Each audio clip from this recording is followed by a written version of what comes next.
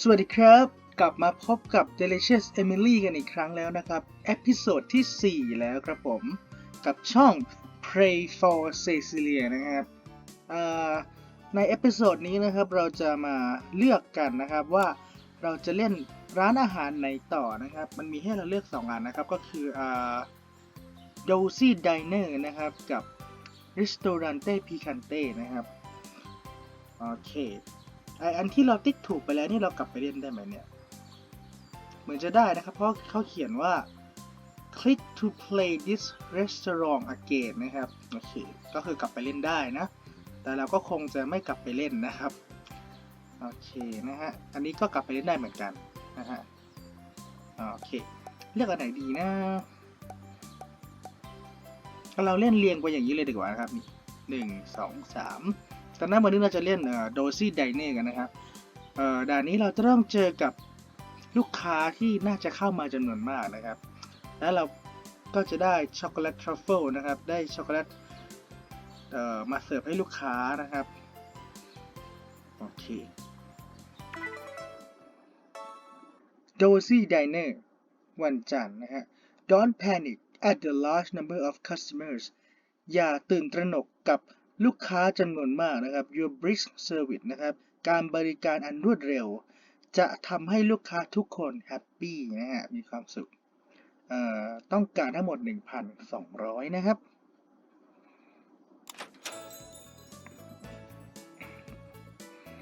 นี่มันร้านเดิมกับ The Knapsack เลยนี่นะแต่ว่าโต๊ะกลับมาได้2ที่อีกแล้วนะครับ2อันนี้แล้วก็รู้สึกว่าพรมจะเปลี่ยนสีนะฮะเราได้คุกกี้กลับมาแล้วแต่เราสูญเสียซุปมะเขือเทศและซุปฟักทองไปแล้วนะฮะ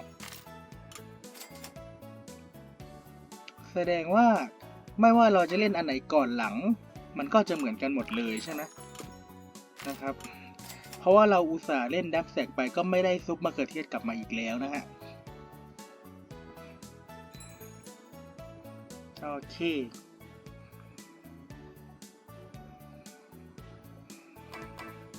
กาแฟ2ที่และน้ำชา1ที่นะครับ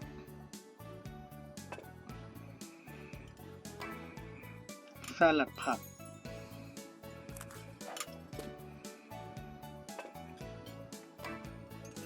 สลัดและกาแฟเขาเตือนเรามาว่าจะมีลูกค้ามาเยอะใช่ไหมนะครับเราต้อง brace for it นะครับเตรียมใจที่จะเจอลูกค้าจำนวนมากนั่นต่อหลังคนที่เข้ามาอีกแล้วนะฮะ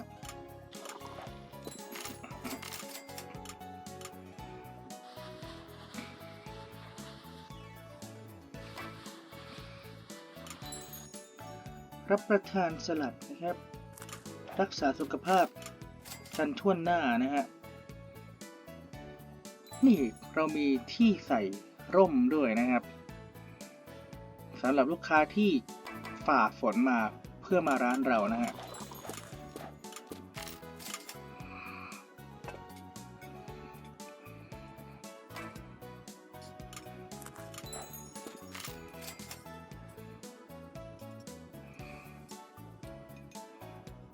ร้านเริ่มจะมีแต่คุณป้าหน้าเดิมๆมานั่งโต๊ะอีกแล้วนะฮะ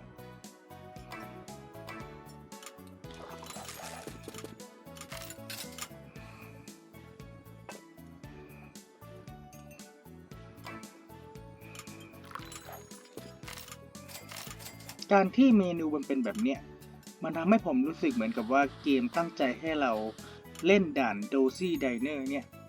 ต่อจาก Emily's Dream นะครับเพราะว่าเมนูมันเหมือนเดิมกับ Emily's Dream หมดทุกอย่างเลยนะฮะการที่เราไปเล่น The Knapsack ก่อนอาจจะไม่ได้ตรงตามที่คนสร้างเกมตั้งใจไว้ก็ได้นะครับแต่เขาให้เราเลือกเนาะเราก็ควรจะมีอิสระในการเลือกอะไรก็ได้นะฮะเบเกิล2ชิ้นนะฮะนี่ไงมีคนอื่นมานั่งนอกจากคุณยายแล้วนะครับโอเคร้านไม่ถูกโดมิเนตโดยคุณยายนะครับอีกต่อไป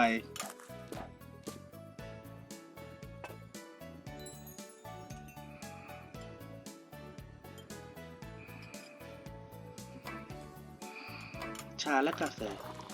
ชาและเบเกิลนี่ทำรวดเดียวไปเลยนะครับสลัดและน้ำชานะครับต่อไข่นั่นกะแล้วนะครับ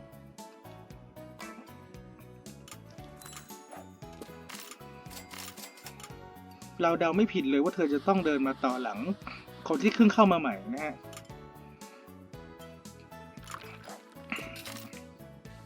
เราเข้ามาก่อน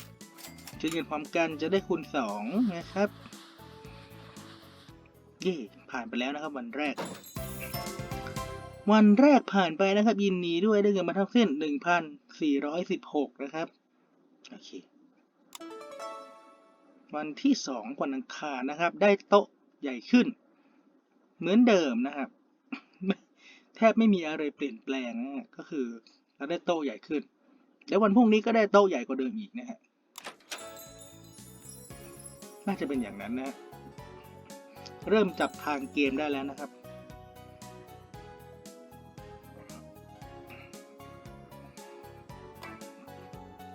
ใจคอคิดจะเปลี่ยนแค่สีพรมจริงๆใช่ไหมฮะในแต่ละด่านแนปแซกกับโดซี่ไดเนอร์เนี่ยเปลี่ยนแค่สีพรมหรือเปล่าไม่แน่ใจนะครับแต่ว่าสีพรมคือสิ่งที่ชัดที่สุดว่ามันเปลี่ยนนะฮะเพราะในแนปแซกเป็นสีส้มผมจำได้สลัด2ที่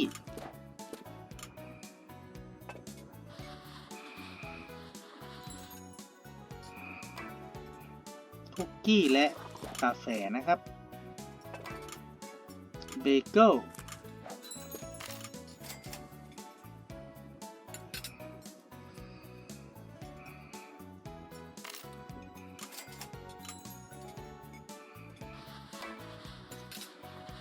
ชาและเบเกิลนะครับแต่คิดเงินก่อนคุกกี้กาแฟแล้วก็ไปเช็ดโต๊ะด่วนๆเลย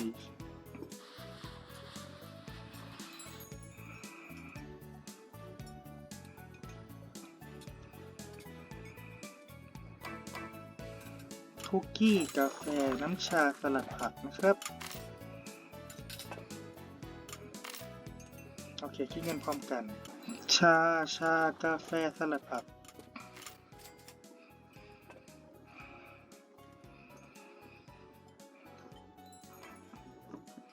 สลัดผักกาแฟไปเสิร์ฟก่อนนะครับค่อยมาคิดเงินเบเกิล1ที่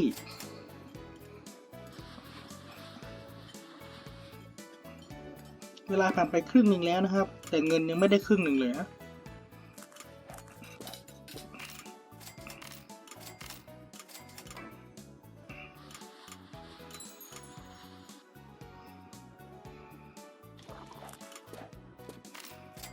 อะไรที่เราคลิกไปแล้วจะเรืองแสงใช่ไหมผมรู้สึกนะฮะ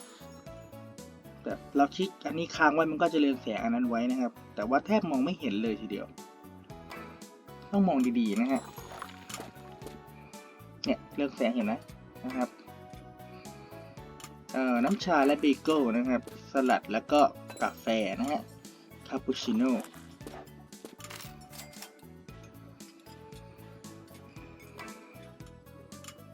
กาแฟแก้วหนึ่งนะครับ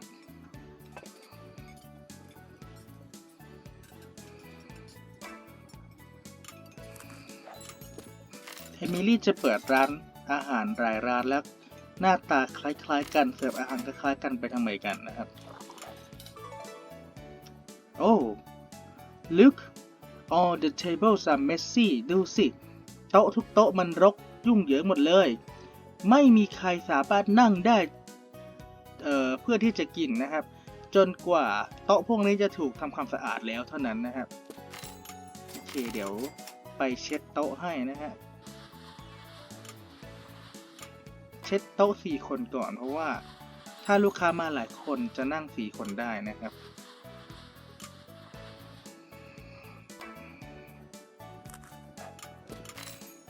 เดี๋ยวรอคลิกเงินพร้อมกันแล้วกันนะครับนี่โอ้คะแนนผ่านแล้วนะครับ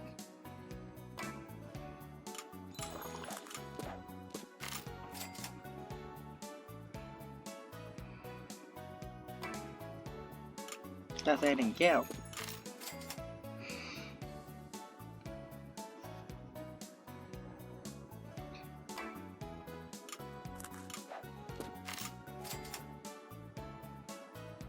จบแล้วนะครับด่านที่2ด้วยความรวดเร็วโอเคได้เงินมา 1,396 นะครับรวมเป็น 2,812 ต่อไป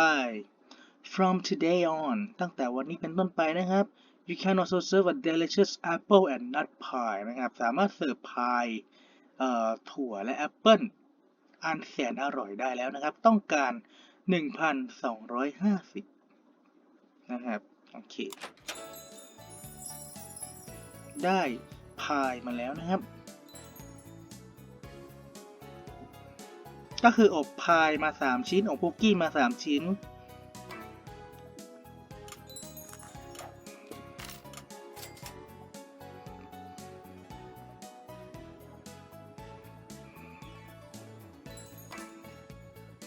คุกกี้แล้วก็กาแฟนะครับเราเพิ่งสังเกตว่าเอมิลี่ใส่กระโปรงสั้นมากเลยนะครับเนี่ยสั้นใช่ไหมนะครับรู้สึกว่าสั้นนะเซ็กซี่นะฮะ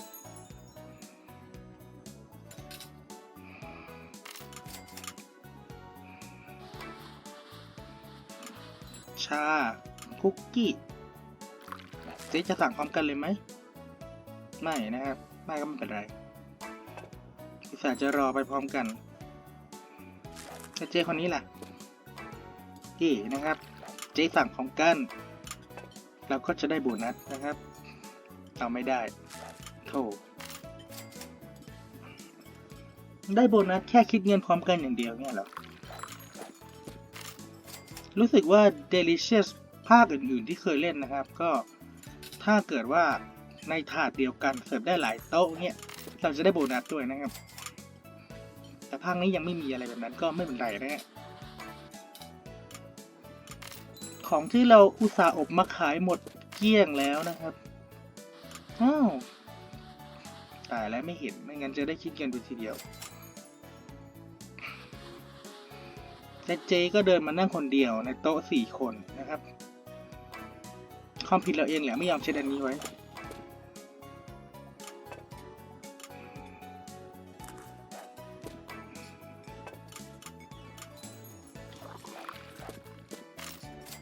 โดบเหรอพ่อหนุ่มชาและกาแฟอย่างละแก้วเอาไปโดบนะครับ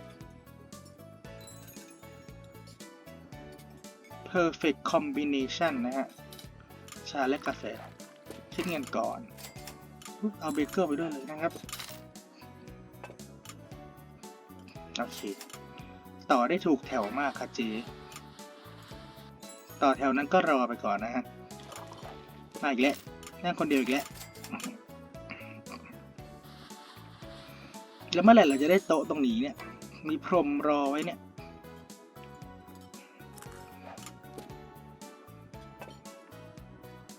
ร้านที่แล้วก็ไม่มีเพิ่มนะครับไม่มีเพิ่มอีกโต๊ะหนึ่งดูกันว่าร้านนี้จะมีไหมนะฮะผมว่ามีโอกาสเป็นไปได้นะว่าร้านนี้จะมีโต๊ะเพิ่มเพราะเขาบอกว่าจะมีลูกค้าเข้ามาจำนวนมากนะครับแสดงว่าต้องมีโต๊ะเยอะด้วยหรือเปล่า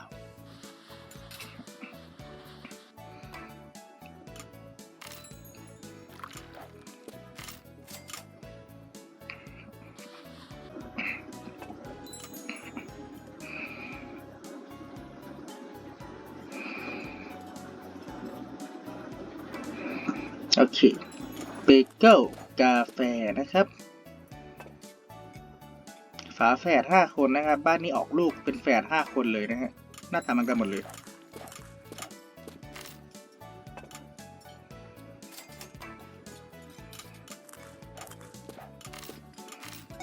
เมื่อกี้ผมกดอันนี้ไป2 รอบกดผิดแต่เกมมันก็ไม่นับนะอะไรที่ลูกค้าไม่สั่งเราจะกดไม่ได้เลยนะครับ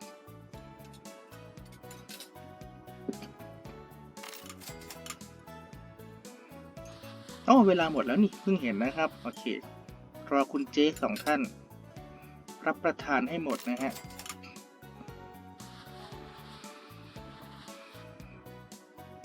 วันที่3ผ่านไปอย่างรวดเร็วนะครับได้เงินมา 1,430 รวมเป็น 4,242 นะครับต่อไปเห็นไหมบอกแล้วนะครับได้โต๊ะมาเพิ่มนะฮะโอเคอย่างที่คาดการไว้นะครับว่ามันจะขยายโต๊ะเรา2 อันมันพฤหัสแล้วนะครับไวจังเลยเนาะโจซี่แดนนี่จะเสร็จแล้วนะครับเหลืออีก2 ด่านด้วยความรวดเร็วนะครับ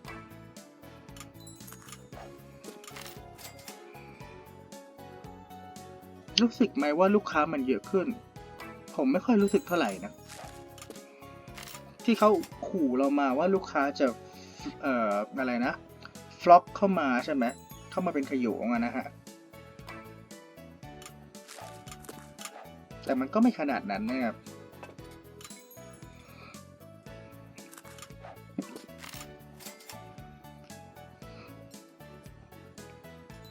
เนี่ยร้านนี้เรายังไม่ทันได้ทำให้ใครหน้าแดงเลยนะครับร้านที่แล้วนี่หน้าแดงกันเป็นว่าเล่นเลยนะครับคิดเงินก่อนแล้วกันคุณเจเนี่ยอาจจะเป็นคนแรกที่หน้าแดงก็ได้นะครับนั่นบอกแล้วโอเคชาและสลัดนะครับ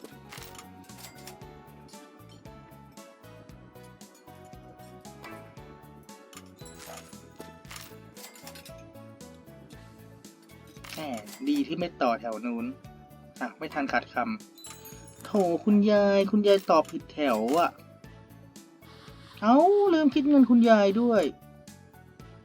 ไม่เป็นไรคุณยายยังยิ้มแฉ่งอยู่นะครับและเจ๊ก็มานั่งคนเดียวอีกแล้วนะฮะในโต๊ะ4 คนมา4 คนทุกโต๊ะนะครับโอเคว่าเจ๊ไม่ได้แล้วคราวนี้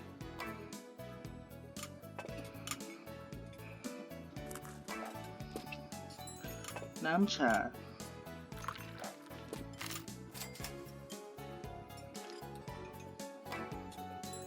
กาแฟ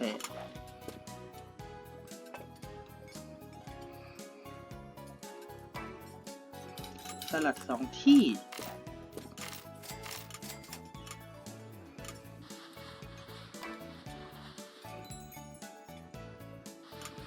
มันกดไปแล้วมันยกเลิกไม่ได้ใช่ไหมเจ๊โต๊ะนี้ก็ว่างนี่เมื่อกี้เห็นไหมเมื่อกี้เจ๊เดินมาโต๊ะเนี่ยแล้วก็เดินกลับเพราะโต๊ะนี้ยังเช็ดไม่เสร็จแต่โต๊ะนี้ว่างอยู่แต่เจ๊ไม่เดินมาเฉยเลยอ่ะคืออะไรอ่ะโต๊ะนี้ว่างอยู่นะตอนนั้นแต่เจ๊ไม่เดินมาเจ๊จะเอาโต๊ะนี้แต่โต๊ะนี้ยังเช็ดไม่เสร็จเจ๊ออกเลยนะครับคนเรานะฮะ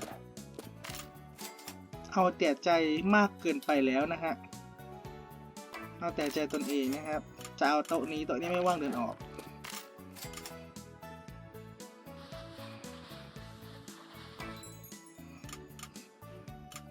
เมนูยอดฮิตนะครับชาคู่กับกาแฟนะครับเสิร์ฟมาหลายเจ้าแล้วนะฮะเบเกิลกับสลัด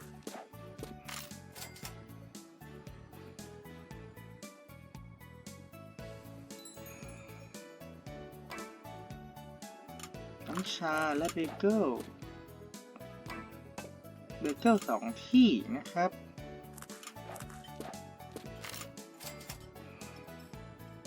โอเคเวลาใกล้จะหมดแล้วนะฮะ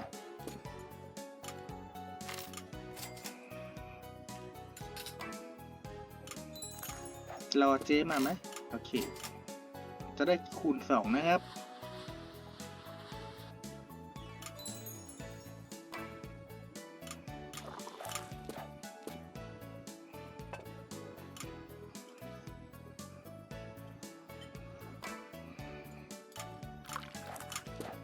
สลัดน้ำชาเฮลตี้กว่านี้ไม่มีแล้วนะฮะรักสุขภาพไปอีก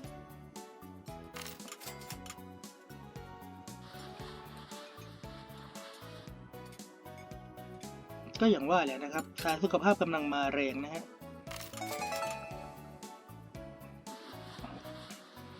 นี่เราได้คะแนนผ่านเกณฑ์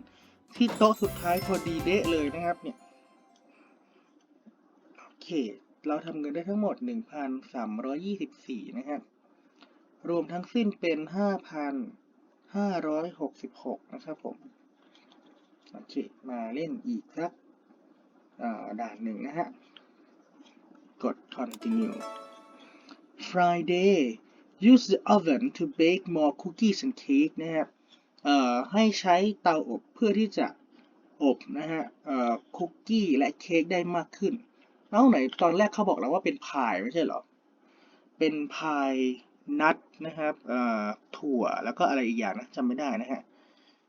ตอนนี้เขาบอกเป็นเค้กเฉยเลยนะฮะทำให้มั่นใจว่าพวกมันไม่ไหม้นะครับเอ้านี่จำได้ว่าเตาอบอ่ะมันมากับ Ristorante Picante ไม่ใช่เหรอนี่เราได้เตาอบตั้งแต่โดซี่ไดเนอร์เลยนะครับเนี่ยอันนี้แปลกนะฮะไม่เป็นไรแสดงว่าแค่6ชิ้นนี่ไม่พอนะครับต้องอบเพิ่ม almost out of cookies คุกกี้ใกล้จะหมดเหรอ use the oven to bake more ให้ใช้เตาอบเพื่ออบมากขึ้นนะครับ just make sure you switch the oven off in time แค่ทำให้แน่ใจว่าปิดเตาทันเวลานะครับมิเช่นนั้นทุกสิ่งทุกอย่างจะเบิร์นนะครับจะไหม้หมดเลยนะฮะโอเคต่อไปนะฮะเราได้เตาอบมาแล้วนะครับสำหรับอบคุกกี้และสรุปมาเป็นพายหรือเค้กนะครับไม่แน่ใจนะครับได้2อย่างเนี่ยเพิ่มนะฮะก็จะไม่อบมาแค่6ชิ้นอีกต่อไปนะครับจะทำเพิ่มได้นะฮะอย่างนี้เราก็ต้องคอยเติมใช่ไหมก็คือเกมมันจะยากขึ้นใช่ไหมครับอย่างนี้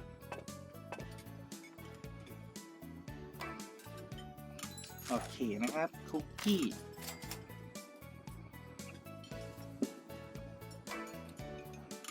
และพาย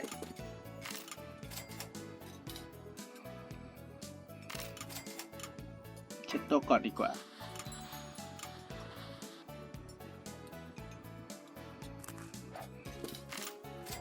ต่ออันไหนนั่นกะแล้วนะฮะทำไมชอบต่อหลังคนที่เขามายืนรอก่อนหน้าแล้วอะทั้งที่ก็มีที่ว่างอีกที่หนึ่งเนี่ยไม่เข้าใจเลยนะครับ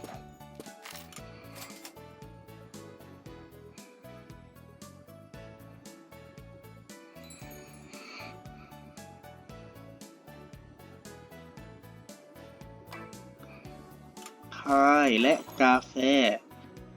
เอ้าพายหมดต้องอบเพิ่มนะครับพายอีกแล้วโอเว่นนะครับเตาสิ่งของเสร็จแล้วนะครับ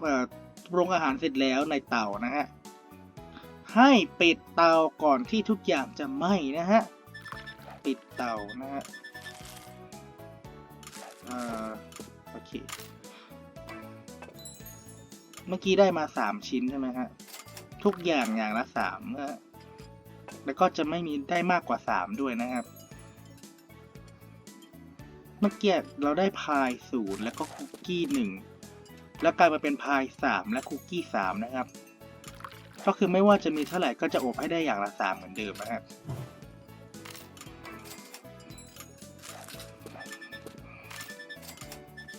นี่อย่างละ3ตรงนี้ก็ว่างอ่ะเจ๊ก็ไปต่อตรงนั้นนะลูกค้าไปอีกแล้วมีเช็ดให้หมดเลยลูกค้าไม่มีที่นั่งนะฮะ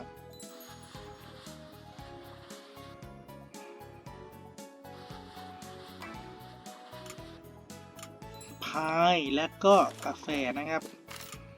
ผมเรียกมันว่าพายแล้วกันเพราะว่าตอนแรกมันบอกว่าเป็นพาย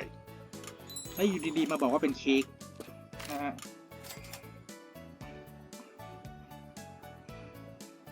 แต่มันก็ค่อนข้างหน้าตาก้ำกึ่งเหมือนกันนะเป็นพายก็ได้เป็นเค้กก็ได้นะครับหน้าตาแบบนี้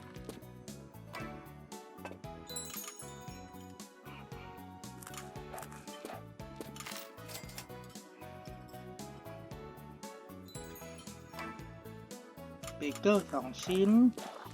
ใช้ปังต่อสับด้วยนะครับโอเคสลัดผัก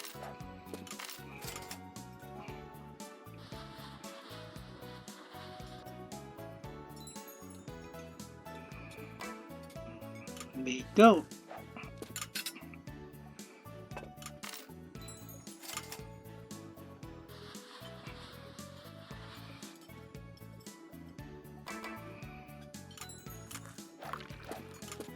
คิดเงินก่อนแล้วก็ค่อยไปเสิร์ฟนะครับทานเสร็จแล้ว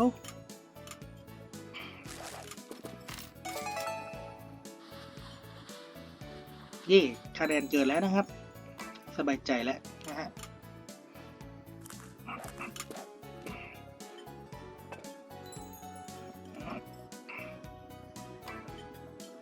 สลัด2 ที่นะครับ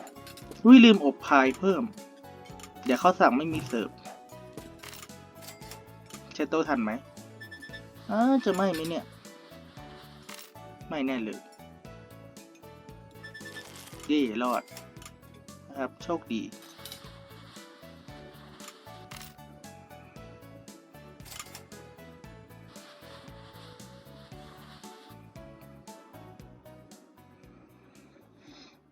โอเคครับ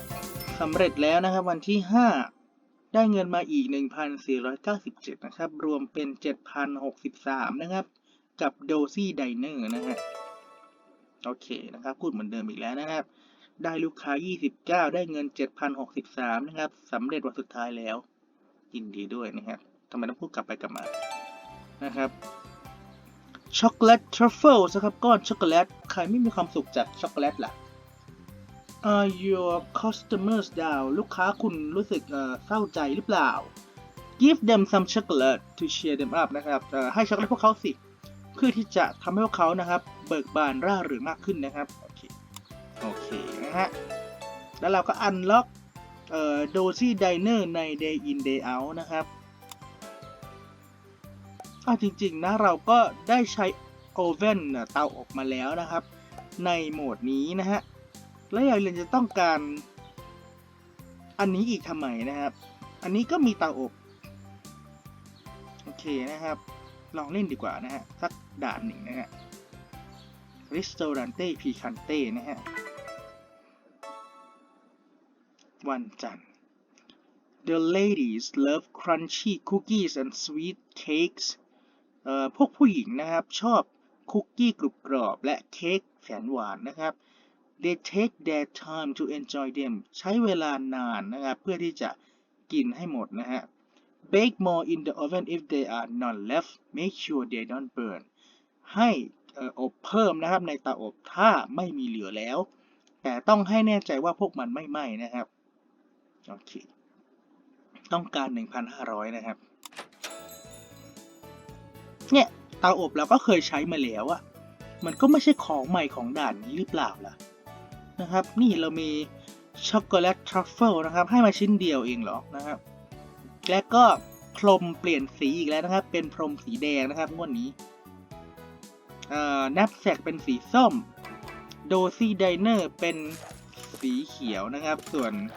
Ristorante Picante นี่เป็นสีแดงนะฮะคำใบ้อีกแล้วนะครับ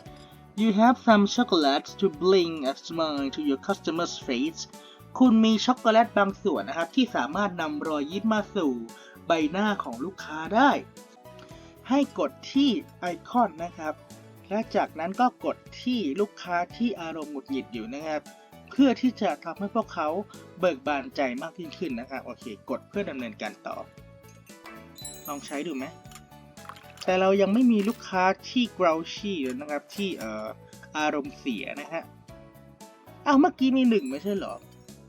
ทำไมกลายเป็น2ล่ะโอ้หัวใจจะตามลูกศรเราไปด้วยนะครับเก๋มากคนนี้ได้หัวใจหมดเลยนะครับก็ดีนะฮะงั้นเราก็เสิร์ฟเข้าทีหลังนะครับเมื่อกี้กดผิดนะครับแต่เกมไม่นับนะฮะก็ดีไปนะฮะเมื่อกี้เผลอกดอันนี้ไป2แต่เกมไม่ให้กดสิ่งที่ลูกค้าไม่ได้สั่งนะครับเราก็จะไม่มีทางกดผิดนะครับ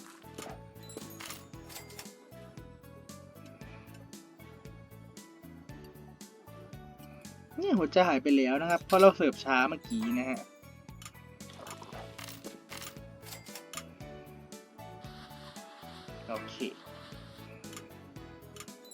ชอบนะนี่ชอบสีแดง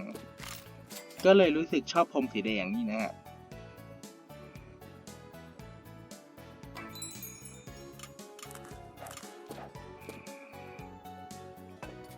เพิ่งสังเกตนะครับว่าเรากลับมามีโต๊ะ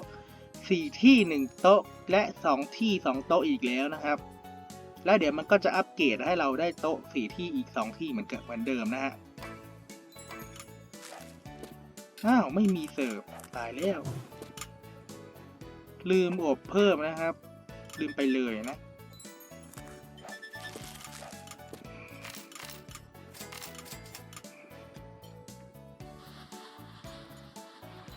ต้องจำและว่าต้องอบเพิ่ม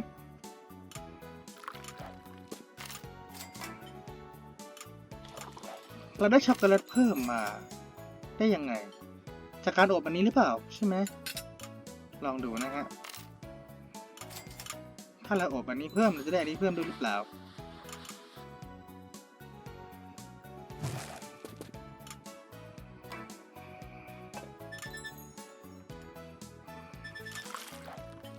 ไม่เห็นได้เลยอะและอันนี้มันเพิ่มมาจากไหนกันอะตอนแรกมี1แล้วกลายเป็นมี2กลายเป็น3แล้วเฮ้ย3ได้ยังไงอะเพิ่มมาจากไหนไม่ทราบนะครับไม่อาจทราบได้นะครับแอดช็อกโกแลตทรัฟเฟิลนี่มันใช้กับลูกค้าที่ยืนที่เคาน์เตอร์ได้ไหมลองดูนะฮะใช้ได้ด้วยนะครับโอเคก้อนช็อกโกแลตใช้กับลูกค้าที่นั่งหรือที่ยืนอยู่ก็ได้นะครับ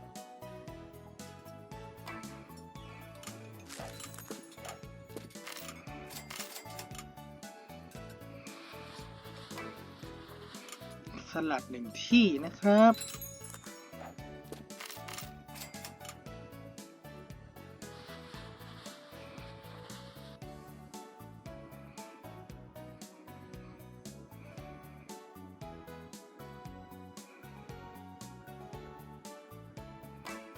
โอเคคุกกี้แล้วก็ชา2แก้วถ้ามันไม่หมดแหละเราอบเพิ่มได้ไหม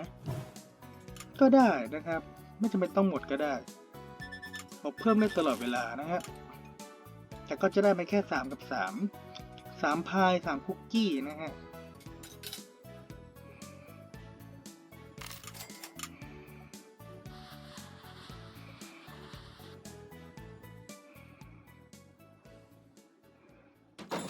โอเคนะครับวันที่1ของ Ristorante Picante จบลงไปแล้วนะครับได้เงินมาทั้งสิ้น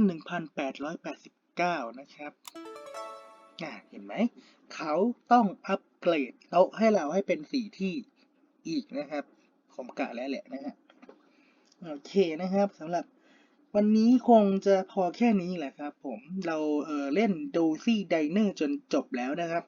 แล้วเราก็มาเล่น Ristorante Picante นี่อีก1ด่านนะครับก็แทบไม่มีอะไรเปลี่ยนแปลงไปเลยนะครับเราก็ยังคงต้องอบเค้กหรือที่เขาบอกว่าเป็นพายในตอนแรกนะครับแล้วก็คุกกี้